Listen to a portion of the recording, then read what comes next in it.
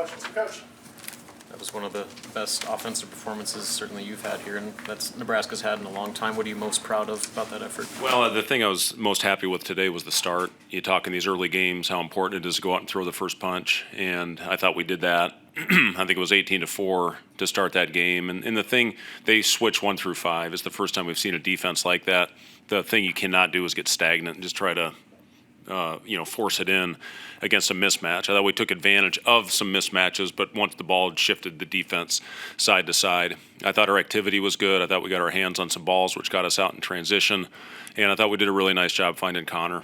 He obviously had it going again for the second straight game, and guys did a good job of finding him. But overall, I think the movement, Robin, was the thing that I was most pleased with. 22 assists, 6 turnovers. We're continuing to make strides in the right direction with that, and we're going to need it, obviously, once we start playing Big Ten games next Saturday.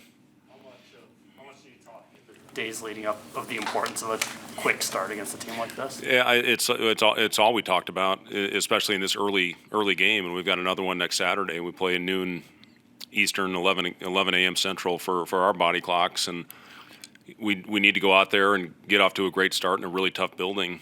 And, I've spent a lot of time in that building with a son that played for Coach Izzo. And, I know if you get off to a tough start, they're going to be right on top of you. They're going to be on top of you anyway. But, it's really hard to come back on Michigan State in East Lansing. So it's going to be important to hopefully continue to grow. I like the direction we're moving in. And we're getting better every game. This was a team, I think you guys in the last couple of days heard me in the press conference. Well, actually, I didn't do a press conference for this one, but after the last game, these guys put a lot of stress on you because of their ability to shoot the ball, averaging 13.5 threes a game. They made 14 today, but we did a great job shutting off the paint. Similar to the Creighton game, you can't give them both. If they shoot a lot of threes, you can't give them the paint as well. And I thought we did a really nice job with that. And again, pleased with our hand activity. To get deflections and turn those into points, you need to have possessions like that. Felt like Aaron was really solid when he was out there. Have you just seen him grow more and more comfortable getting back on the floor?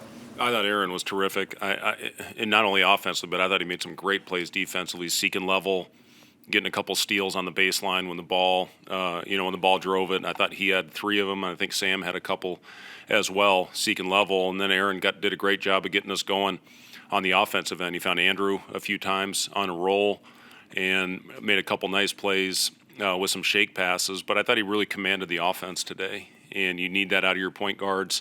He made simple plays. And, again, he had 22 assists, and we must have missed 4 or 5 layups. And a couple of those, I thought he got opportunities for guys in there as well. But, another game where I thought everybody that stepped on the floor contributed, and that's what it's all about.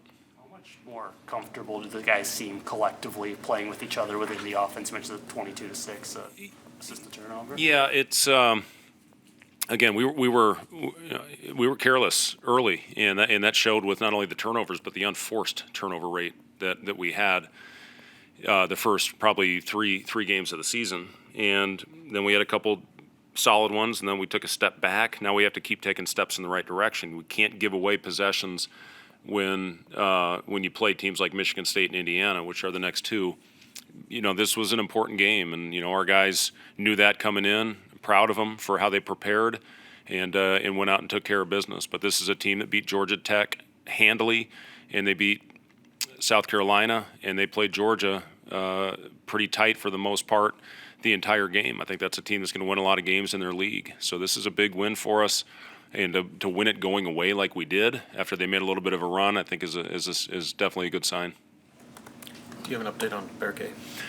He's going to try to move around a little bit tomorrow. We're going to practice a little bit tomorrow. We're going to have a film session and go into our stations, just start talking a little bit about Michigan State, and then we'll take Tuesday off. So he'll try to get a little bit of work in tomorrow.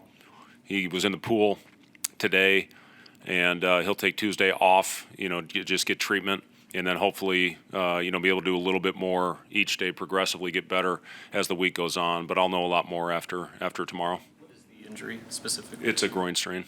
Yeah, and those are tricky. I mean, they're not all the same, and everybody reacts differently. But the important thing is he is getting better, but he hasn't even gotten on the court yet. So we'll see how he does tomorrow. This is always an interesting point in the schedule with those two Big Ten games. What's the key this week for you guys? Yeah, we need to have a great week of prep again, and I was really pleased with how we approached this week. After I thought we lost a little bit of our edge defensively in the South Dakota game.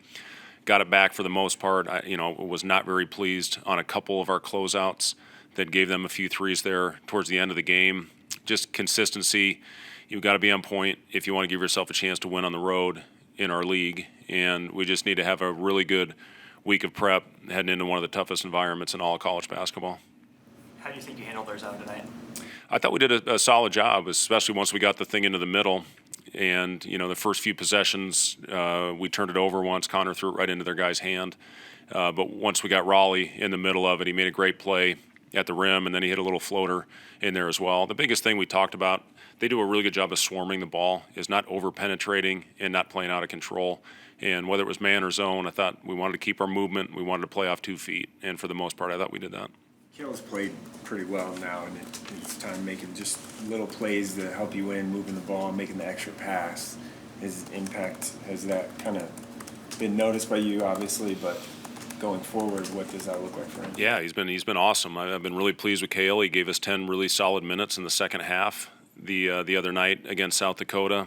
And the thing about Kale, he's always in the right spot.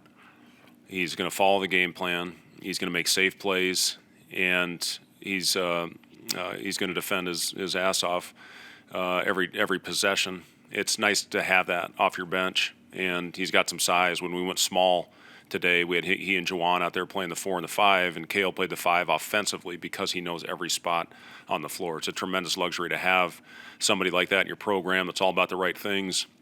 Never has complained, not one time, not for 1 second.